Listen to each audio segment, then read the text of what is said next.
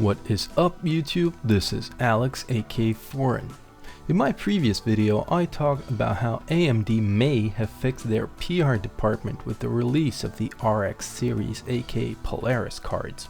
I wasn't able to cover all of the reasons of course because the cards are still to release, but we do know quite a lot about Nvidia's Pascal cards that have actually already released, the GTX 1080 and GTX 1070. After Nvidia's event in Texas in early May, there has been a lot of controversy surrounding the launch of Pascal. What is the Founders Edition card? What about 3 and 4-way SLI support? Why are the add-in board partners cards constantly out of stock after launch? Why are even Founders cards out of stock in lots of places?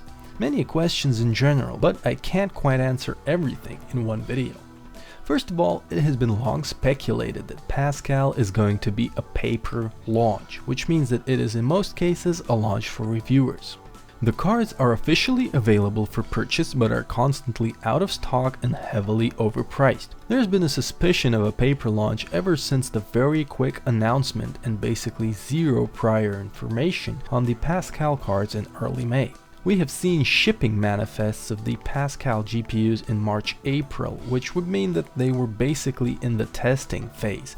And Micron, the maker of the GDDR5X memory used in the GTX 1080, has released multiple statements that may as well imply that the availability of this memory is very low. What this basically means is that both the yields on the chips at the GPU making factories are low, and so are the amounts of available GDDR5X memory modules, hence both the 1080 and 1070 have very low availability right now. Why would Nvidia do this?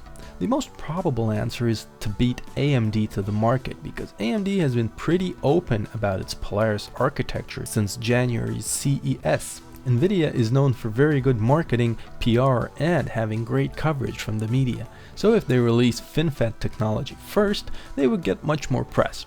Nvidia are currently paying a hefty price for this though. The customers are quite angry at both the Founders Edition aka reference card pricing and the general lack of video card availability. The Founders cards were most probably priced higher because Nvidia knew there would be a shortage of GPUs and memory modules, so they stated that these cards will launch earlier, be higher quality, and thus cost more.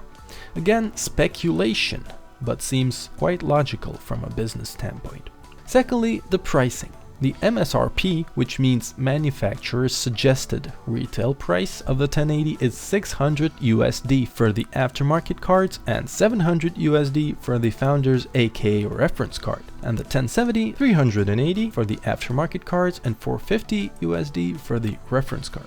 But as many can see now, the manufacturer's suggested price, so to say, is absolutely ignored, and most aftermarket cards are priced far above the MSRP. The $600 should have been the MAP, or the minimum advertised price. These prices may be due to the fact that Nvidia's partners think that since their cards are better than the Founders card, they can ask a higher price as well. And since the cards are in such high demand, then people will pay anyway. And they do. If we take a look at eBay, then we will see that people are actually buying these heavily overpriced cards right now. Not to say anything bad about the performance though, the 1080 is a phenomenal card, and most of them are able to reach 1900 MHz on the core clock and push some games at 4K 60 FPS. But Nvidia's pricing strategy is trying to mask their choice to launch the cards much earlier than they should have. As usual, they excelled at both marketing and PR by building up hype on their products and mostly delivering on what little cards they can offer. But what will the price they eventually pay be?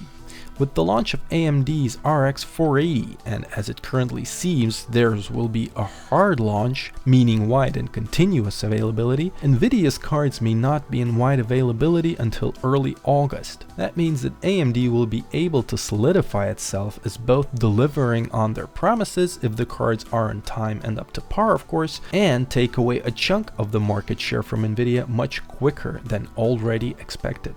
I think Nvidia screwed up the launch of Pascal pretty badly, and considering the 3.5 fiasco on the 970 from last year, they have already shaken up their status as an honest company and all the other shady things they have been doing in the background with both GameWorks and all.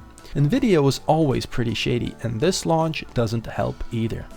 All this doesn't mean that the Pascal cards perform badly though. They managed to squeeze quite a lot of juice out of these cards, and they still perform phenomenally for what they are. It just makes me very sad that the bureaucratic decisions made in terms of their release weren't necessarily consumer friendly. If you have any comments, please leave them below. I thank you for your attention and hope to see you later.